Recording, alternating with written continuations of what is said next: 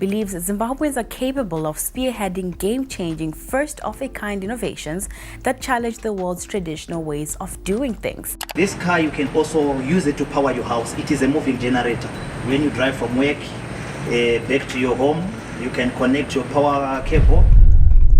In a world where technological advancements often come from the wealthiest nations and the best-funded laboratories, a Zimbabwean high school dropout is challenging the status quo with an invention that could redefine energy consumption as we know it.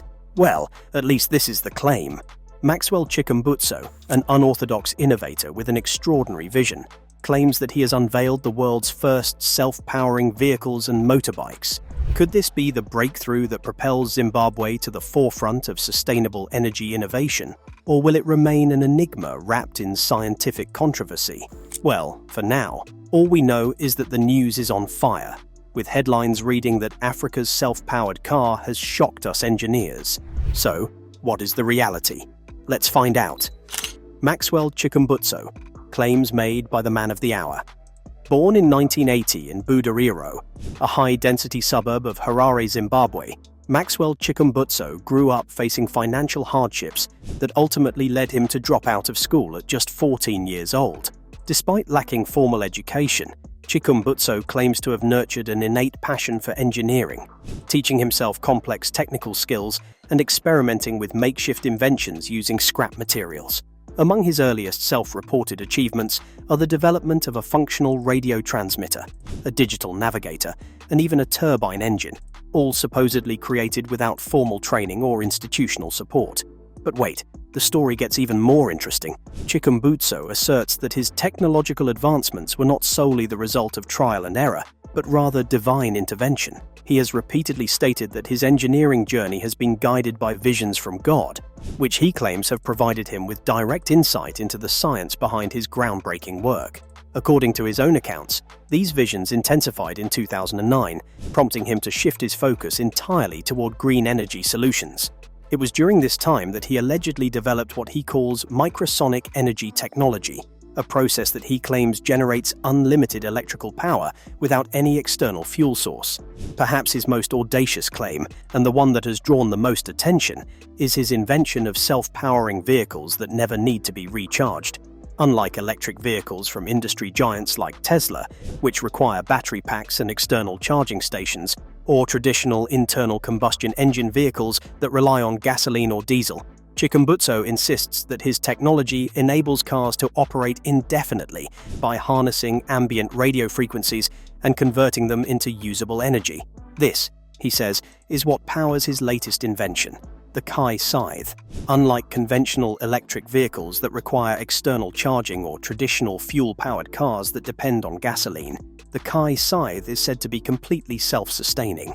Powered by Chikumbutso's microsonic energy technology, the vehicle supposedly harvests radio frequencies from the surrounding environment and converts them into continuous electrical power. If true, this would mean that the car could be driven indefinitely, without ever needing to stop for fuel or a recharge. Beyond mobility, Chikumbutso claims that his vehicle can also function as a generator, providing up to 15 kilowatts of power. The Kai Scythe can reach speeds of 220 kilometers per hour, putting it in competition with high-performance electric vehicles from industry giants like Tesla. One of its most notable features is its alleged unlimited driving range, completely eliminating the issue of range anxiety that plagues modern EV owners. Sounds too good to be true, doesn't it? Well, that's because it is. Revealing the truth. In various high-profile presentations, including a demonstration attended by Zimbabwean President Emmerson Mnangagwa, Maxwell Chikumbutso showcased what he described as a self-propelled car and motorbike that runs without traditional fuel or recharging, boasting an unlimited range, a top speed of 220 kilometers per hour, and even the ability to supply up to 15 kilowatts of power to a household. However, a deeper investigation into these claims reveals a series of troubling inconsistencies and unsubstantiated assertions. Multiple fact-checking efforts, such as those by PR Nigeria and Zimai, have demonstrated that the so-called free energy vehicle is essentially a rebranded conventional electric vehicle outfitted with standard lithium-ion batteries and components sourced from Chinese manufacturers. Critics point out that the entire premise of converting ambient radio frequencies, measured in tiny nanovolts, into the vast amounts of energy required to power a moving vehicle runs directly counter to established scientific principles, particularly the first law of thermodynamics. Despite his dramatic claims, Chikumbutso has never provided peer-reviewed scientific data or independent verification to substantiate his assertions. Instead, his presentations rely on vague references to proprietary trade secret technology, and his attempts to secure patents have been thwarted on the grounds that his inventions violate natural physical laws. In controlled demonstrations, even his own admissions have hinted at the limitations of his technology, as prototypes were either dismantled soon after their presentation or could only operate under highly contrived laboratory conditions. Moreover, Chikumbutso's overall reputation has been severely undermined by a long history of broken promises and dramatic yet unverified claims. Over the years, investigations have revealed that many of his inventions appear to be nothing more than commercially available products, repackaged and misrepresented as groundbreaking innovations. His reputation is further tarnished by uncorroborated stories of persecution, including a dramatic account of being poisoned in the United States, a claim he uses to explain setbacks and the loss of a business partner, but which lacks any independent evidence and serves only to distract from the absence of demonstrable progress. Moreover, despite high-profile political endorsements from figures like President Mnangagwa, no official announcements or recognized validations from established scientific institutions have been made to support Chikumbutso's claims. The political backing appears to be driven more by a desire to foster local innovation and national pride than by any rigorous technical evaluation of his technology. Chikumbutso's claims strongly resemble past free energy scams, such as Stanley Meyer's water-powered car or various so-called magnetic generators that promised unlimited energy but never delivered when scrutinized. Many of these hoaxes relied on investor funding rather than genuine scientific backing, and when pressed for hard evidence, the inventors often resorted to secrecy, claims of suppression, or excuses about needing further development.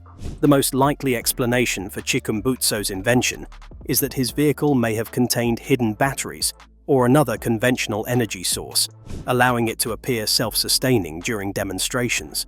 Moreover, while energy harvesting from radio waves is a real concept, it is only viable for extremely low-power applications, not for large-scale power needs like running a car. He may have exaggerated existing technologies to create the illusion of a revolutionary breakthrough. Lastly, given the lack of verification and the history of similar claims, this could be a case of technological fraud, either for financial gain or personal fame. But wait, Africa is indeed on the rise. Don't let this one setback color your opinion of the continent as a whole. So, is there any actual good news from Africa's automobile sector? In recent years, Chinese companies have become increasingly prominent partners in Africa's automotive value chain, actively investing in local manufacturing plants, technology transfer, and green mobility initiatives. For instance, Chinese firms such as BAIC have established significant production facilities in South Africa, with BAIC South Africa successfully launching its first locally assembled model. This surge in Chinese cooperation is complemented by high-level political and economic forums like the Forum on China-Africa Cooperation, or FOCAC, where China's pledge of nearly $51 billion for investments across Africa has been pivotal in channeling capital into small-scale, small and beautiful projects that emphasize efficiency, environmental sustainability, and local job creation. These initiatives include not only investments in new energy vehicles or NEVs, but also the establishment of assembly lines and component manufacturing facilities that are critical for increasing the continent's production capacity. By injecting advanced technology and competitive financing models into Africa's auto industry, Chinese partners are catalyzing a shift from reliance on imported used vehicles to a vibrant ecosystem of locally produced, high-quality automobiles. At present, South Africa remains the flagship of automotive manufacturing on the continent, exporting vehicles worth billions of dollars and producing hundreds of thousands of units annually. For context, South Africa's exports of cars reached approximately $6.89 billion in 2018 and have shown consistent growth, with production numbers climbing to over 633,000 vehicles in recent years, while exports have reached record highs with nearly 400,000 vehicles shipped in 2023. This robust performance is underpinned by strategic investments from major global manufacturers, including not only Chinese firms, but also long-standing players like Toyota, Volkswagen, and Mercedes-Benz, who are increasingly integrating local supply chains and benefiting from preferential trade agreements such as the African Continental Free Trade Area, or AfCFTA. Moreover, mega-projects across the continent, ranging from the extensive East-West Highway in Algeria to state-of-the-art urban rail networks in Ethiopia and Kenya, are enhancing the infrastructure necessary for efficient automotive production and distribution. These infrastructural investments reduce logistical bottlenecks and lower transport costs, thereby improving the competitiveness of locally manufactured vehicles in both domestic and international markets. In Algeria, for example, the government's strategic partnerships with Chinese companies have spurred not only the development of vast highway networks, but also encouraged foreign automakers to consider local assembly operations as part of broader economic diversification efforts. The combination of improved infrastructure, significant Chinese investment, and supportive government policies is gradually positioning Africa to transition from being primarily an importer of automobiles to a net exporter. Current projections under initiatives like South Africa's Automotive Master Plan, or SAAM 2035, target an annual production of 1.4 million vehicles, which would represent approximately 1% of global vehicle production. This ambitious goal, if achieved, would not only elevate South Africa's global ranking in automotive production, but would also create spillover effects for other African nations through increased regional integration and intra-African trade. Such integration is essential because regional trade agreements and initiatives under AfCFTA are expected to double the export potential of locally assembled vehicles, thereby reducing the continent's heavy reliance on imported used vehicles, a sector that has long stifled local manufacturing growth. Furthermore, Chinese investments are not limited to assembly plants alone. They extend to developing essential components and enabling technology for NEVs. With the global shift toward electric vehicles, Chinese companies like BYD are actively exploring joint ventures and localized production in key African markets, aiming to harness Africa's rich reserves of lithium, cobalt, and other critical minerals necessary for battery production. This strategic alignment not only enhances the competitiveness of African NEVs, but also facilitates technology transfer and skill development, laying the groundwork for a self-sustaining automotive ecosystem that can eventually compete on a global scale. As NEV sales in South Africa and other markets begin to rise, the groundwork is being laid for a more resilient, environmentally friendly auto industry that can adapt to future global trends.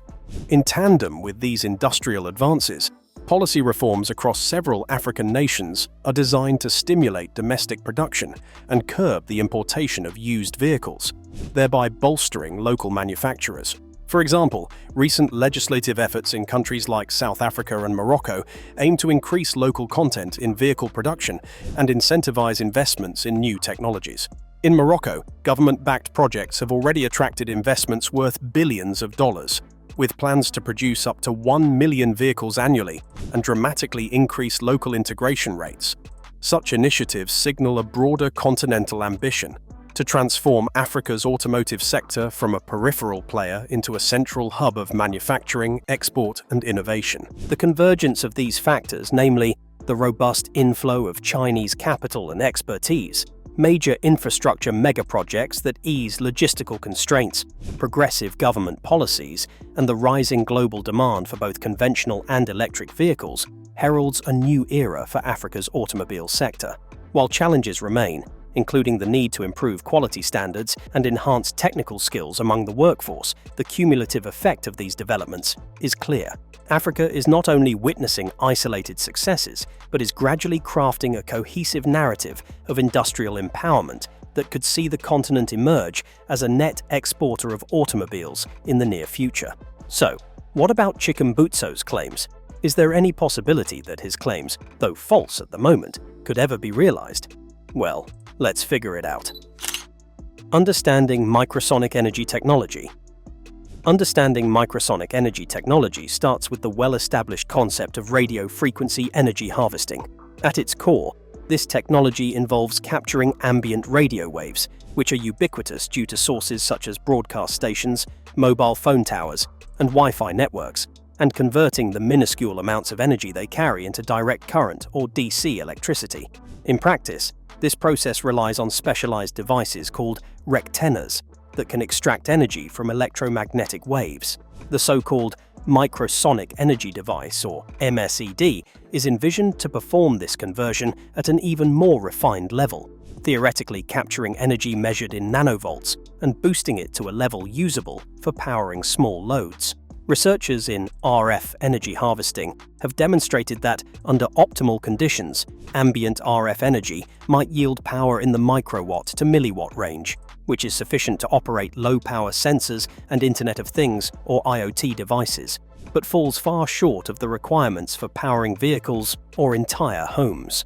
The mechanism behind the MSED concept would involve an array of highly efficient, miniaturized antennas designed to resonate at specific radio frequencies, coupled with ultra-low-power rectifier circuits and DC-DC converters to boost the extremely low voltage levels to a useful level. In laboratory settings, several research groups around the globe, often affiliated with institutions like MIT, the University of California, and various European technical universities, have successfully demonstrated prototypes that harvest RF energy to power small electronics. These projects typically focus on integrating energy harvesters with energy storage systems, such as supercapacitors or micro-batteries, to provide a continuous supply of power even when the ambient RF energy fluctuates. Potential applications of such technology, if scaled up, include distributed power generation for homes in regions with unstable grid supply, supplementary power for vehicles, especially in remote or off-grid areas, and integration into smart power grids to improve energy independence and resilience. The environmental benefits could be significant. By reducing reliance on fossil fuels, even as a supplemental energy source, this technology might contribute to lower carbon emissions and promote a greener, more sustainable energy future.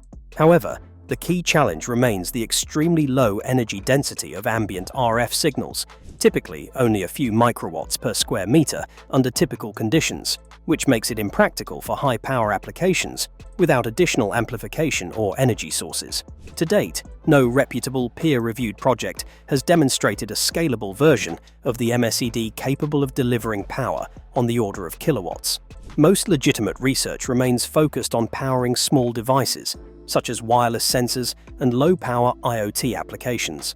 Despite occasional claims by inventors of revolutionary breakthroughs in harvesting ambient radio waves for significant energy generation, these claims have not withstood scientific scrutiny. For instance, the claims surrounding Maxwell Chikumbutso's device have been widely debunked, with experts noting that the physics of RF energy harvesting inherently limits the output to very low levels. For now, the MSED concept remains a promising yet speculative approach to sustainable energy solutions, with many challenges to overcome before it can be considered a breakthrough in reducing fossil fuel reliance. And who knows, Africa may actually help push the world into this next arena. After all, the continent is rising from the shadows of anonymity. The rise of Africa in the tech sector as a whole.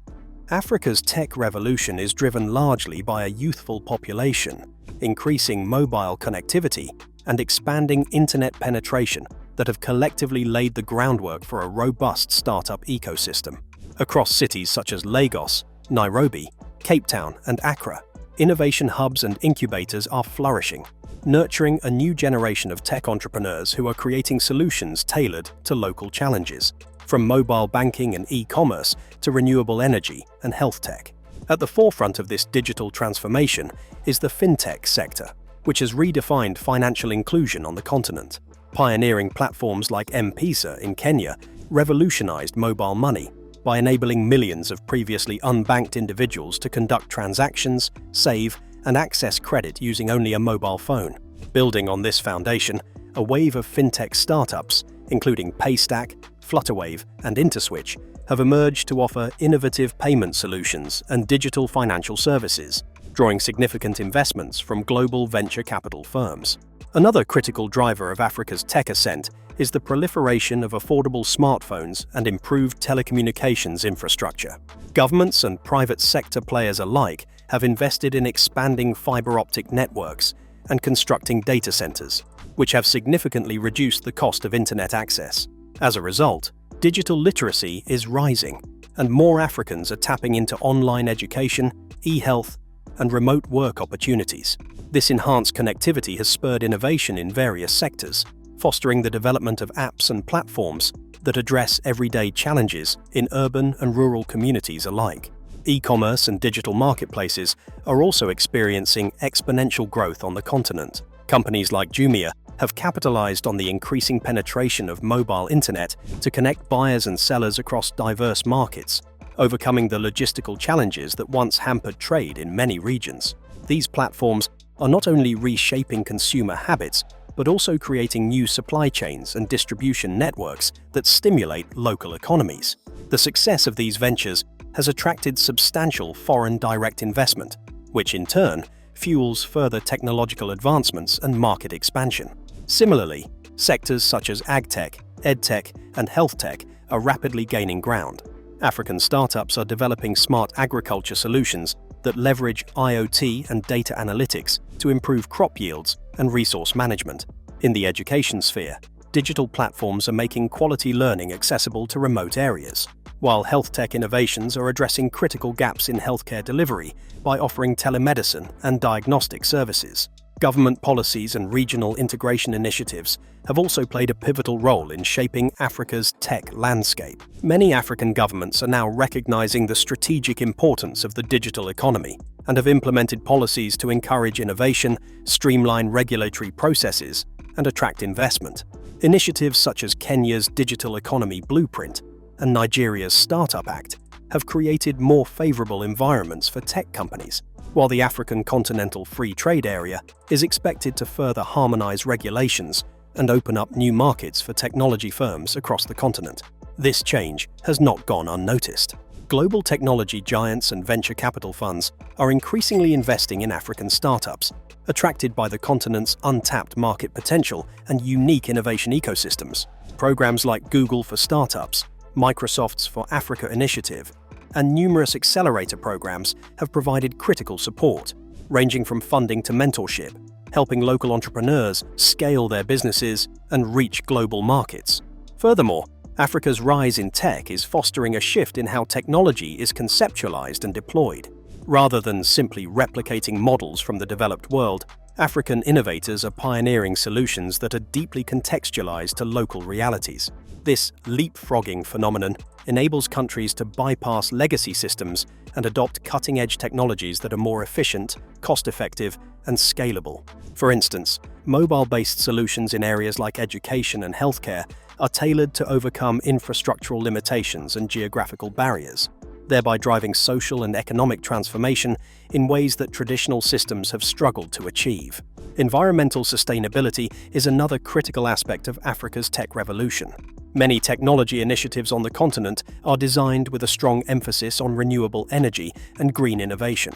From solar-powered microgrids that provide electricity to off-grid communities to innovative water management systems, technology is being harnessed to address pressing environmental challenges. These sustainable solutions not only contribute to reducing carbon emissions, but also offer a model for how developing economies can achieve energy independence and resilience in the face of climate change. The cumulative impact of these advancements is profound. As Africa's tech sector continues to grow, it is poised to generate significant employment, boost GDP, and drive long-term economic development.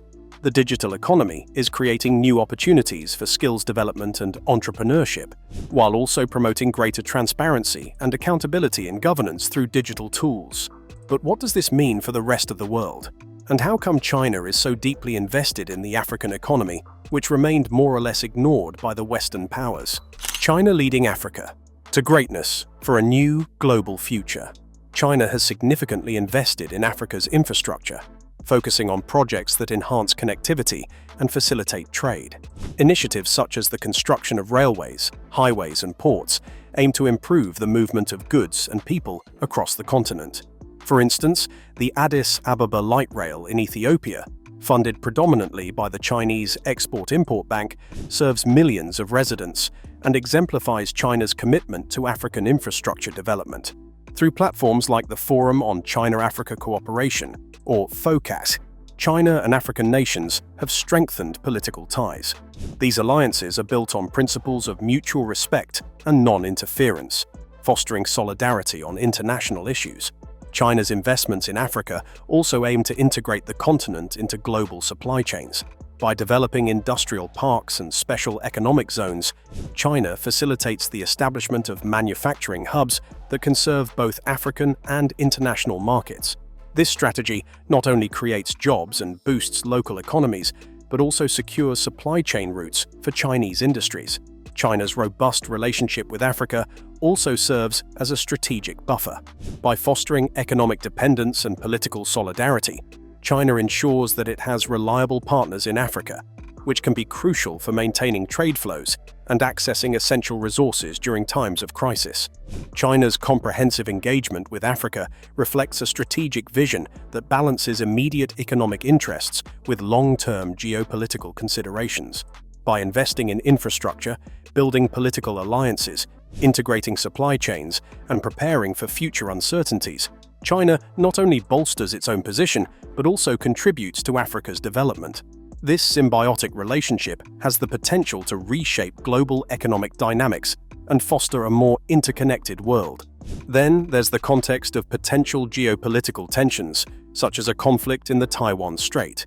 By deepening economic ties and fostering political alliances with African nations, China positions itself to mitigate the impact of economic sanctions or trade disruptions imposed by Western powers.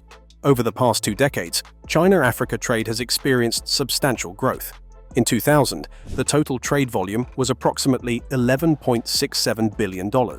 By 2023, it had surged to a record $282 billion. China's investments in Africa have also been significant.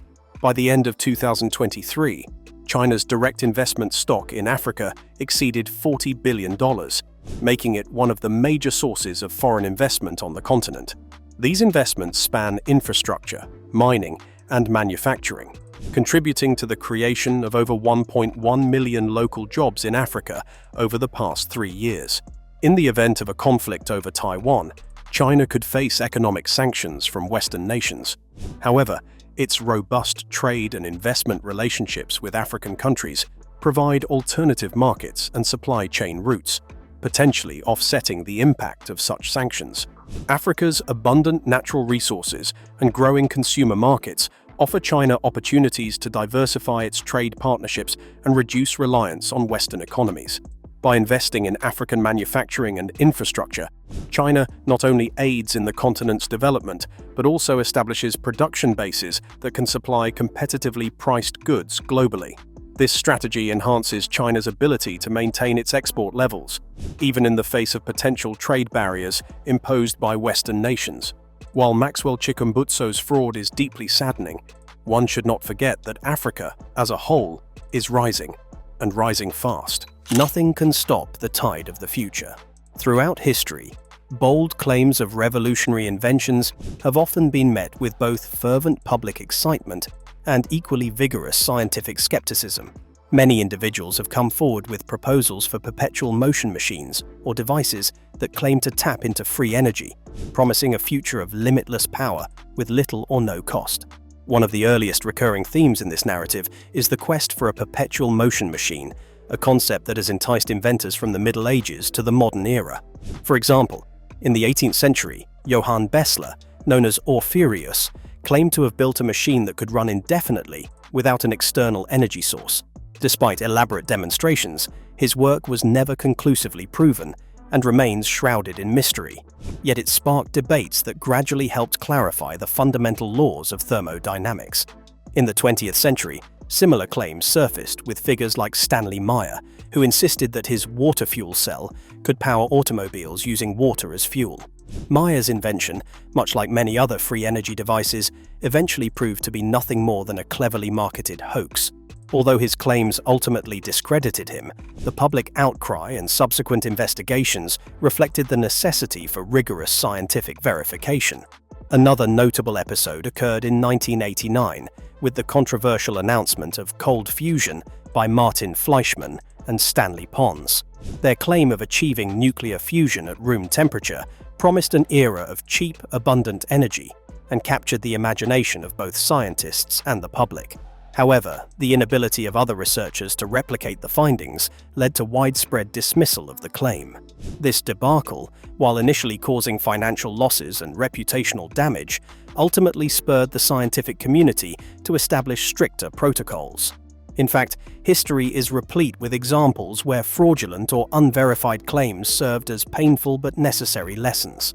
The infamous snake oil salesman of the 19th century, who peddled miracle cures without any scientific basis, contributed to public disillusionment and economic loss, but also to the eventual establishment of regulatory bodies and standards that now protect consumers.